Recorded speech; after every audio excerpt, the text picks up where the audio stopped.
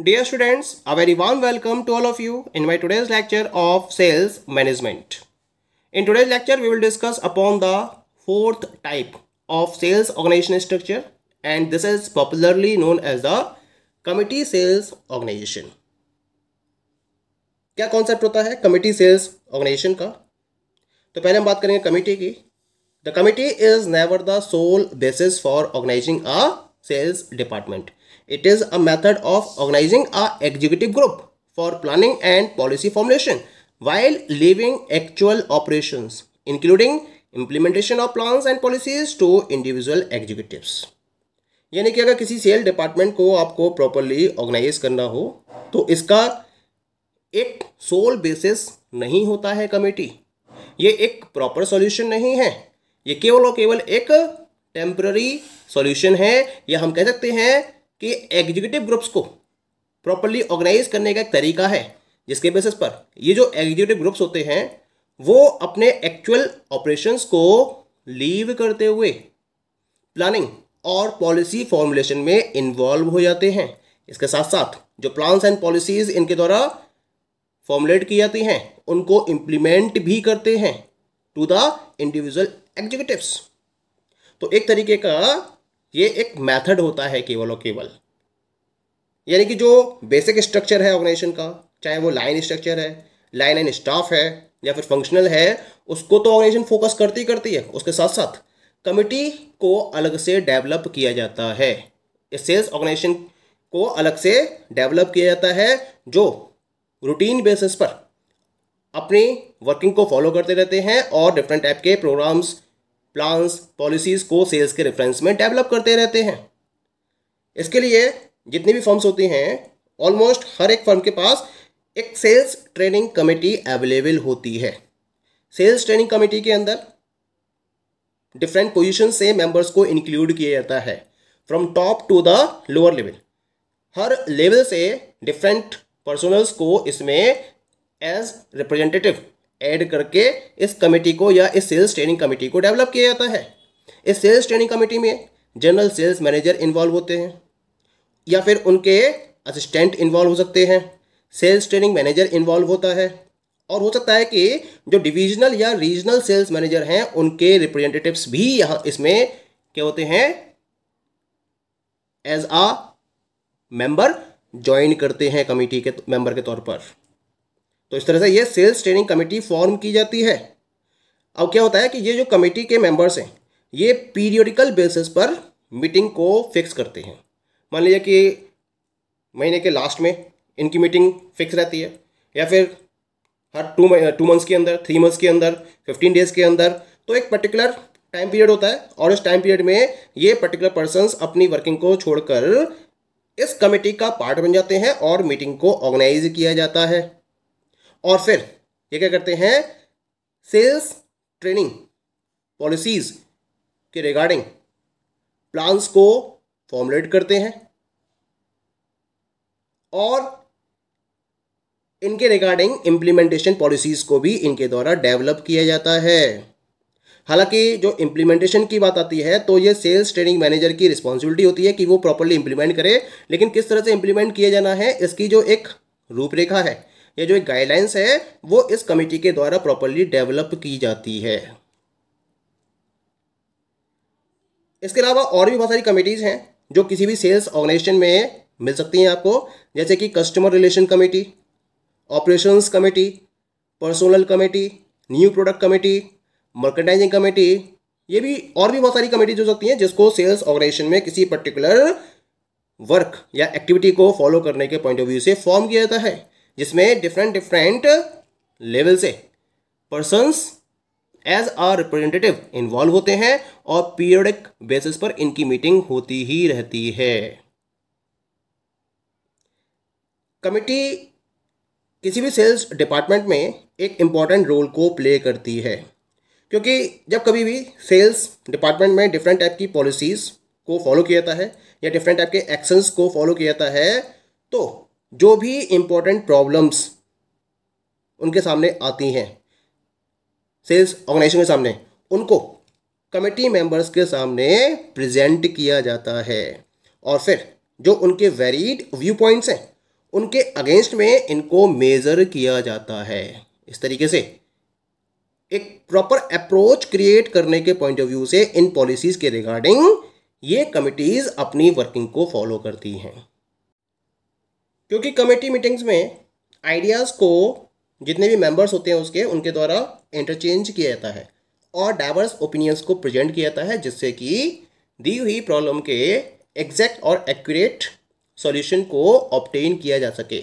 इसी वजह से जो कमेटी मीटिंग्स होती हैं वो एग्जीक्यूटिव टीम के मेंबर्स के बीच में कोऑर्डिनेशन को प्रॉपरली प्रमोट करती हैं। जब कभी भी कमेटी मीटिंग्स में प्रॉब्लम्स को रेज किया जाता है तो कोऑपरेशन सबसे हाईली रिक्वायर्ड होता है। जब तक कि एग्जीक्यूटिव टीम के मेंबर्स के बीच में एक प्रॉपर कोऑपरेशन नहीं होगा तब तक एक प्रॉपर प्लान डेवलप नहीं किया जा सकता ऑर्गेनाइजेशन के रेफरेंस में। जो कोऑर्डिनेशन है वो सबसे ज़्यादा इम्पॉर्टेंट होता है जब कमिटी सेल्स ऑर्गेनाइजेशन की वर्किंग की बात की जाती है। That is clear. तो इस तरीके से कमिटी सेल्स ऑर्गेनाइजेशन एक तरीके का मेथड होता है जिसमें डिफरेंट डिपार्टमेंट्स या डिफरेंट लेवल से एज अ रिप्रेजेंटेटिव पर्सनल्स को इंक्लूड किया जाता है और फिर डिफरेंट टाइप की प्रॉब्लम्स को सॉल्व करने के पॉइंट ऑफ व्यू से या सेल्स के रिगार्डिंग डिफरेंट टाइप की पॉलिसीज़ को फॉर्मुलेट करने के पॉइंट ऑफ व्यू से इनके सामने प्रॉब्लम्स को रेज किया जाता है। तो हम इसको कमिटी सेल्स ऑर्गेनाइजेशन का नाम देते हैं। कमिटी सेल्स ऑर्गेनाइजेशंस डेवलप क्यों की जाती हैं किसी भी ऑर्गेनाइजेशन के द्वारा? इसके पीछे कुछ एडवांटेजेस हैं। The very first advantage is pooling of opinion. क्योंकि कमेटी में जो मेंबर्स इंक्लूड किए जाते हैं वो डिफरेंट बैकग्राउंड से होते हैं, डिफरेंट वैल्यूज़ के होते हैं, उनके व्यू पॉइंट्स भी अलग होते हैं, उनकी एबिलिटीज़ भी अलग होती हैं। तो इसी वजह से वेरिएशंस अवेलेबल होते हैं और जो वाइड रेंजिंग एबिलिटीज़ हैं उनकी वजह से आपके पास एक ग्रेटर नॉलेज बेस भी अवेलेबल होता है और इसकी वजह से आप बेटर क्वालिटी डिसीजंस को फॉलो कर सकते हो। तो ये केवल पॉसिबल कब हो पाया? जब ओपिनियंस पूल होते हैं और पूलिंग केवल और केवल कमिटी सेल्स ऑर्गेनाइजेशन में ही पॉसिबल होती है। Second advantage is improved cooperation. क्योंकि जो कमेटी के मेंबर्स हैं वो कमेटी की मीटिंग जब भी होती है तो वो एक दूसरे से मिलते रहते हैं और मिलने की वजह से वो एक दूसरे को अच्छी तरीके से जानते भी हैं और इसी वजह से वो हर किसी के पॉइंट ऑफ व्यू को भी प्रॉपर रेस्पेक्ट भी देते हैं, क्योंकि उनको एक प्रॉपर रिजल्ट फाइंड आउट करना होता है दी हुई प्रॉब्लम के रेफरेंस में, प्रॉपर प्लान्स एंड पॉलिसीज़ को डेवलप करना होता है। इसी वजह से वो प्रॉपरली एक दूसरे के साथ में कोऑपरेट करना चाहते हैं और कोऑर्डिनेट करते हुए वर्किंग को फॉलो करना चाहते हैं। स्पेशली ऐसा तब फॉलो किया जाता है जब वो एक दूसरे के रोल से प्रॉपरली अवेयर होते हैं और उन्हें ये पता होता है कि किस तरीके से उनके डिसीजन से एंटायर ऑर्गेनाइजेशन पर अफेक्ट पड़ने वाला है। तब ये कोऑर्डिनेशन और कोऑपरेशन और ज़्यादा बढ़ जाता है। तो यानी कि अगर आप कमिटी सेल्स ऑर्गेनाइजेशन के कॉन्सेप्ट को फोकस कर रहे हो तो कहीं ना कहीं आपके एम्प्लॉयज़ में कोऑपरेशन का लेवल इम्प्रूव होता चला जाता है। Third one is the motivation.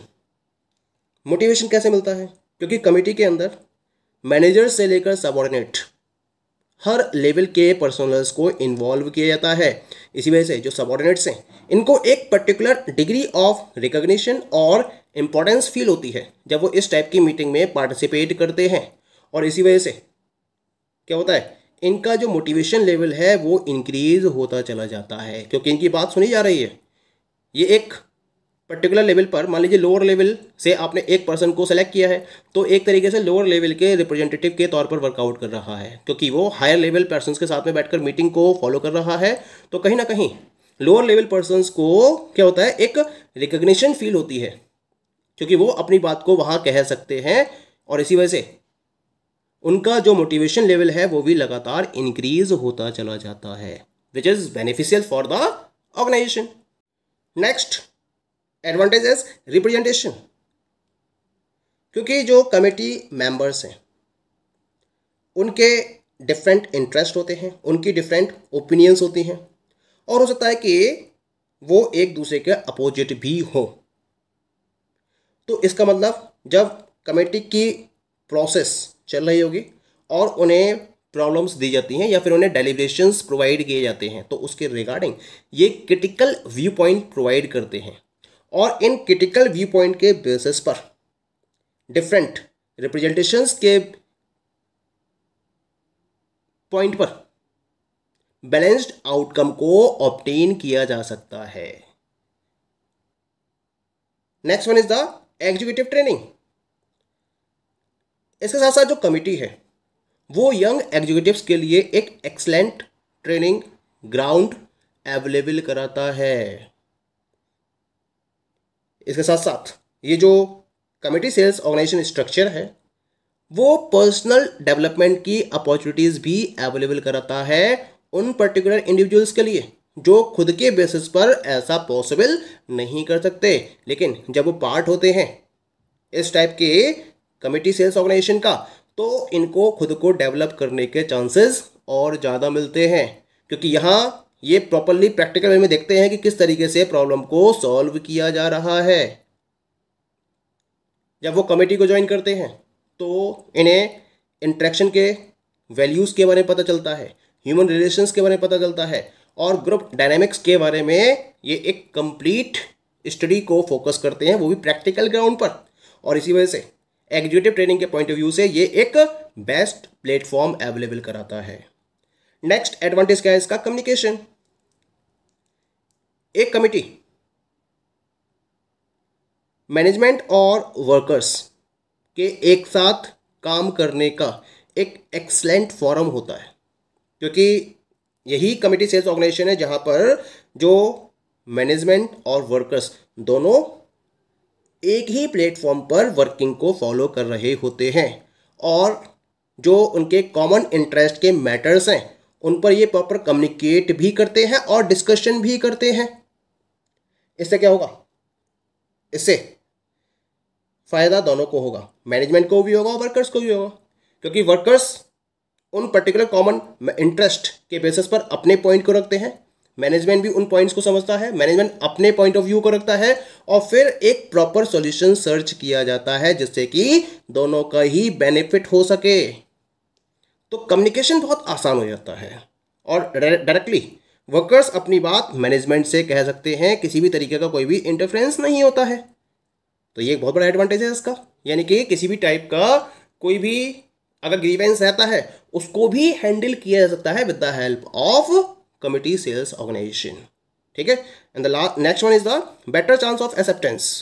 सबसे बड़ी बात क्या होती है कि जो कमिटी के रिकमेंडेशंस होते हैं इनको इंडिविजुअल रिकमेंडेशंस के बेसिस पर सेलेक्ट किए जाने के या एक्सेप्ट किए जाने के चांसेस हमेशा ज़्यादा होते हैं, क्योंकि कमिटी के अंदर डिफरेंट ग्राउंड से personals as a representative join करते हैं, तो जो इनकी रिकमेंडेशंस होती हैं वो प्रॉपरली क्रिटिकल एनालिसिस के बेसिस पर डेवलप की जाती हैं। इसी वजह से इनके एक्सेप्ट किए जाने के चांसेस हमेशा मैक्सिमम होते हैं। Okay, now we will talk about some of the disadvantages of committee sales organisation structure. The very first disadvantage is time and cost. क्योंकि जो कमिटी का ये स्ट्रक्चर डेवलप किया जाता है ये मनी और टाइम के टर्म्स में एक कॉस्टली अफेयर है।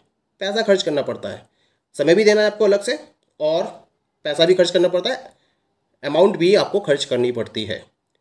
कमेटी का नेचर कुछ इस तरीके का होता है जिसमें हर किसी के पास इक्वल चांस होता है अपनी बात रखने का, क्योंकि हर कोई अपनी बात रखता है। तो जब कोई भी पर्टिकुलर डेलीब्रेशन डिस्कस किया जाता है इस टाइप की मीटिंग में तो ये बहुत टाइम कंज्यूमिंग होता है। तो कुल मिला के टाइम और कॉस्ट दोनों ही ज़्यादा खर्च होते हैं जब हम कमिटी सेल्स ऑर्गेनाइजेशन की बात करते हैं। ठीक है। Next one is the compromise. Usually होता क्या है, there is a tendency to present unanimous decisions and hence a majority view point is taken as representative even when the minority viewpoint is valid. This may result in premature agreements. क्योंकि अनएनिमस decisions को present करने की tendency रहती है, ये एक general tendency होती है। इसी वजह से जो मेजॉरिटी व्यू पॉइंट हैं इनको एक रिप्रेजेंटेटिव के तौर पर ले लिया जाता है। हो सकता है कि जो माइनॉरिटी व्यू पॉइंट है वो वैलिड है, लेकिन मेजॉरिटी व्यू पॉइंट की रिप्रेजेंटेशन होने की वजह से उसको फोकस किया जाता है, चाहे माइनॉरिटी व्यू पॉइंट वैलिड क्यों ना हो। और इसी वजह से कभी कभी प्री मैच्योर एग्रीमेंट्स को फोकस कर लिया जाता है, जो ऑर्गेनाइजेशन के लिए डिसएडवांटेजियस सिचुएशंस को क्रिएट करते हैं। Next disadvantage is personal prejudice. Personal prejudice, sometime winning an argument or getting back at somebody for personal reason may give the problem a secondary priority, thus diluting the strength of the decision. यानी कि कभी कभी क्या होता है कि आपने देखा होगा कि जब आर्ग्यूमेंट चल रहे होते हैं तो कोई एक पर्टिकुलर पर्सन ऐसा भी होता है जो उस आर्ग्यूमेंट को किसी भी कीमत पर जीतना चाहता है, और वो एक पर्सनल लेवल पर उसको फॉलो करना शुरू कर देता है। उसे मतलब नहीं कि ऑर्गेनाइजेशन के इंटरेस्ट में या नहीं है, लेकिन वो उसको पर्सनल लेवल पर ले लेता है और वो किसी भी तरीके से उस आर्ग्यूमेंट को विन करना चाहता है, भले ही ऑर्गेनाइजेशन को उससे प्रॉफिट हो या लॉस हो, उससे उसका कोई भी मतलब नहीं होता है। और इस तरह से जो डिसीजन की स्ट्रेंथ होती है उसको डाइल्यूट कर दिया जाता है। तो अपने पर्सनल बेनिफिट या ईगो पॉइंट भी कह सकते हैं उसको, है ना, कि अपने ईगो को काउंट करता है और ईगो की वजह से ऑर्गेनाइजेशन के बेनिफिट को इग्नोर करते हुए जो डिसीजन की स्ट्रेंथ हो उसको डाइल्यूट करने की कोशिश की जाती है। कभी कभी कंडीशंस ऐसी भी हो जाती हैं। Next one is the strain on interpersonal relations. जो इंटरपर्सनल रिलेशंस हैं उस पर भी एक स्ट्रेन क्रिएट होना स्टार्ट हो जाता है, क्योंकि कंपनी की जो कमिटी मीटिंग होती है कंपनी की या ऑर्गेनाइजेशंस की, एक टेंडेंसी होती है कि जो हर पर्सन है वो बाकी लोगों को खुश करना चाहता है। अगर वो ऐसा नहीं करता है और मान लीजिए कि वो किसी भी एक पर्टिकुलर पर्सन को अनहैप्पी कर देता है, मतलब उसका व्यू पॉइंट ऐसा है कि ऑर्गेनाइजेशन की तो बेनिफिट में है, लेकिन कोई दूसरा पर्सन ऐसा है जो उसके पॉइंट की वजह से डिसप्लेजर फील कर रहा है, तो इससे क्या होगा, कमेटी के बाहर जाने के बाद जो उनके वर्किंग रिलेशंस हैं उस पर या उसमें ये खटास आ सकती है, कड़वाहट आ सकती है, ये भी एक पॉसिबिलिटी बनी रहती है। And the last disadvantage as per this discussion is lack of effectiveness. कुछ पर्टिकुलर इश्यूज ऐसे होते हैं जिनको कमिटीज के मुकाबले इंडिविजुअल बेसिस पर प्रॉपर वे में सॉल्व किया जा सकता है। तो उस केस में जो कमिटीज मीटिंग्स होती हैं वो प्रॉपर इफेक्टिव नहीं होती हैं इनके रिगार्डिंग पॉलिसीज को फॉर्मुलेट करने में, जहां इंडिविजुअल इनिशिएटिव या क्रिएटिविटी के बेसिस पर प्रॉपर पॉलिसीज को फॉर्मुलेट किया जा सकता हो। तो इसके लिए ऑर्गेनाइजेशन को देखना जरूरी है कि जिस पर्टिकुलर डेलिब्रेशन को फोकस किया रहा है क्या उसको इंडिविजुअल इनिशिएटिव और क्रिएटिविटी के बेसिस पर फॉलो किया जा सकता है या नहीं किया जा सकता है। अगर किया जा सकता है तब तो कमेटी की जरूरत नहीं है, और नहीं किया जा सकता है तब उसको कमेटी के सामने रखा जा सकता है। Okay, so these all are the different disadvantages of committee sales organization structure. Thank you.